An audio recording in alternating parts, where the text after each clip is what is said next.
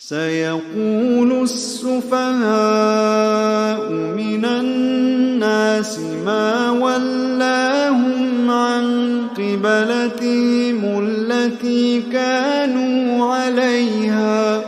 قل لله المشرق والمغرب يهدي من يشاء إلى صراط مستقيم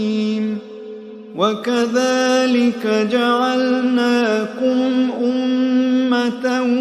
وسطا لتكونوا شهداء على الناس ويكون الرسول عليكم شهيدا وما جعلنا القبلة التي كنت عليها إلا لنعلم من يتبع الرسول ممن ينقلب على عقبيه وإن كانت لكبيرة إلا على الذين هدى الله وما كان الله ليضيع إيمانكم إن الله بالناس لرءوف رحيم قد نرى تقلب وجهك في السماء فلنولينك قبلة ترضاها فول وجهك شطر المسجد الحرام وحيث ما كنتم فولوا وجوهكم شطره وإن الذين أوتوا الكتاب ليعلمون أنه الحق من ربهم وما الله بغافل عما يعملون ولئن أتيت الذين أوتوا الكتاب بكل آية ما تبعوا قبلتك وما أنت بتابع قبلتهم وما بعضهم بتابع قبلة بعض ولئن اتبعت أهواءهم من بعد ما جاءك من العلم إنك إذا لمن الظالمين الذين آتيناهم الكتاب يعرفونه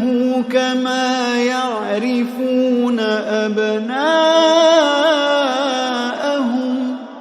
وإن فريقا منهم ليكتمون الحق وهم يعلمون الحق من ربك فلا تكونن من الممترين ولكل وجهة هو موليها فاستبقوا الخيرات أينما تكونوا يأت بكم الله جميعا إن الله على كل شيء قدير ومن حيث خرجت فول وجهك شطر المسجد الحرام وإنه للحق من ربك وما الله بغافل عما تعملون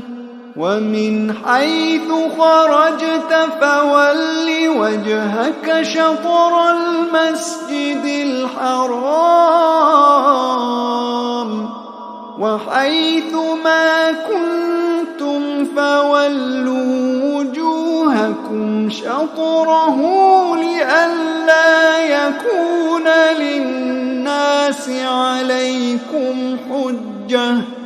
لئلا يكون للناس عليكم حجة إلا الذين ظلموا منهم فلا تخشوهم واخشوني ولأتم نعمتي عليكم ولعلكم تهتدون. كما أرسلنا فيكم رسولا منكم يتلو عليكم آياتنا ويزكيكم ويعلمكم الكتاب والحكمة ويعلمكم ما لم تكونوا تعلمون. فاذكروني أذكركم واشكروا لي ولا تكفرون. فاذكروني أذكركم واشكروا لي ولا تكفرون.